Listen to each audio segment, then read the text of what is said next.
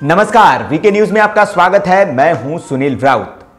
भारत देश जब आजाद हुआ तब देश राज्यों में नहीं रियासतों में बटा हुआ था। हालांकि कुछ रियासतों को मिलाकर राज्यों का निर्माण जरूर किया गया था। हालांकि इसके बाद भाषाई आधार पर राज्यों की मांग उठने लगी और धीरे धीरे राज्यों की संख्या बढ़ती गई। बात मध्य प्रदेश की। मध्य प्रदेश की स्थापना 1956 में 1 नवंबर के दिन हुई थी। वैसे इस राज्य के बनने की कहानी बड़ी दिलचस्प है, क्योंकि इसे बनाने की ना किसी ने मांग की थी और ना ही इसके लिए कोई आंदोलन हुआ था। तो फिर सवाल यह कि इस राज्य को क्यों बनाया गया और इसे बनाने की पहल किसने की थी।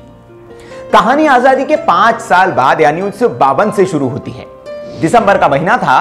इसी महीने में आंध्र प्रदेश के श्री रामालू नाम के एक तेलुगु भाषी शख्स ने अलग राज्य के लिए भूख हड़ताल की शुरुआत की और इसी में उसकी जान चली गई।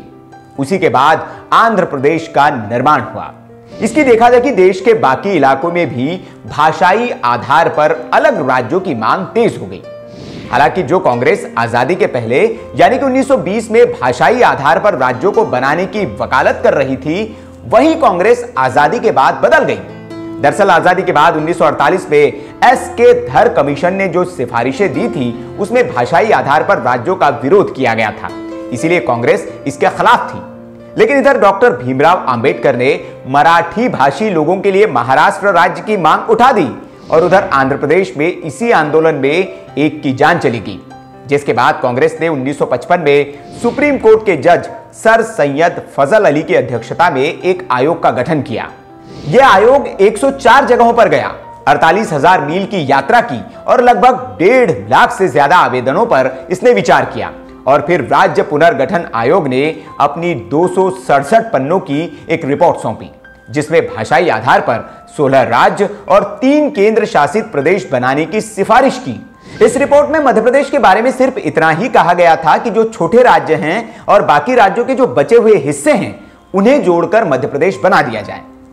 यानी इसमें पुराने मध्य प्रदेश का महाकौशल, छत्तीसगढ़ के 14 जिले, विंध्य प्रदेश, मध्य भारत और भोपाल, ये तीनों उस वक्त राज्य थे। विंध्य प्रदेश को आजादी से पहले बुंदेलखंड और बघेलखंड के नाम से जाना जाता था। इसमें लगभग 35 रियासतें शामिल थी। आजादी के बाद जब पटेल ने नए देश का निर्माण शुरू किया तो इसे विंध्य प्रदेश बनाया गया। मध्य भारत राज्य में इंदौर और ग्वालियर रियासतों के अलावा 25 और रियासतें शामिल थी। यह राज्य देश का एक धनी प्रदेश था, क्योंकि यहां सिंधिया और होलकर जैसी संपन्न रियासतें थी। जब मध्य प्रदेश का निर्माण हो रहा था तब राज्य के मुख्यमंत्री तखतमल जैन इस विलय के विरोध में थे, क्योंकि वे नहीं चाहते थे कि एक संपन्न और विकसित राज्य बाकी पिछड़े और गरीब राज्यों के साथ जोड़ा जाए। इन 4 राज्यों में सबसे छोटा और विवादित राज्य भोपाल था, जो अपने शासक नवाब हमीदुल्लाह के बागी तेवरों की वजह से सुर्खियों में था। आजादी के 1.5 साल बाद तक भी नवाब ने अपनी रियासत का विलय भारत संघ में नहीं किया था। नेहरू और पटेल ने काफी दबाव बनाया, जिसके बाद नवाब विलय के लिए तैयार हुए थे। इन राज्यों के साथ ही राजस्थान की सिरोंज तहसील की अदला बदली मंदसौर के सुनेल टप्पा से करके एक नया प्रदेश बना दिया गया। नेहरू जी ने जब नए मध्य प्रदेश का नक्शा पहली बार देखा तो उन्होंने कहा था, यह क्या ऊंट की तरह दिखने वाला राज्य बना दिया। दिलचस्प बात यह है कि उस दौर में हिंदू महासभा इस राज्य के निर्माण के विरोध में थी।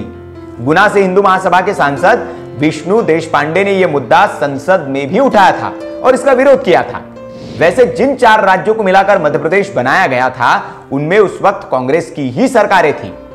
दिलचस्प बात यह भी है कि तत्कालीन महाकौशल कांग्रेस कमेटी ने एक प्रस्ताव तैयार किया था, जिसमें यूपी के बुंदेलखंड वाले 4 जिले यानी कि झांसी, बांदा, हमीरपुर और जालौन को मध्य प्रदेश में मिलाने और मध्य प्रदेश के ग्वालियर, शिवपुरी, भिंड और मुरैना को यूपी के साथ अदला बदली का प्रस्ताव दिया था।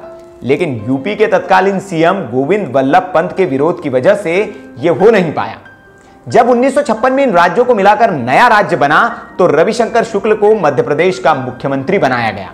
जिस दिन उन्होंने मुख्यमंत्री पद की शपथ ली वो दिन अमावस्या का था, यानी दिवाली का दिन था। शुक्ल को सीएम बनाने का किसी ने विरोध नहीं किया, क्योंकि वे सबसे बड़े राज्य मध्य प्रदेश के मुख्यमंत्री थे। विंध्य प्रदेश के मुख्यमंत्री शंभुनाथ शुक्ल थे, जबकि भोपाल के शंकर दयाल शर्मा और मध्य भारत के तखतमल जैन।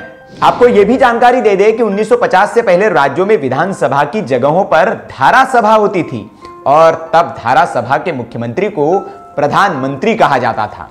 तो इस तरह से आपके अपने मध्य प्रदेश का निर्माण हुआ।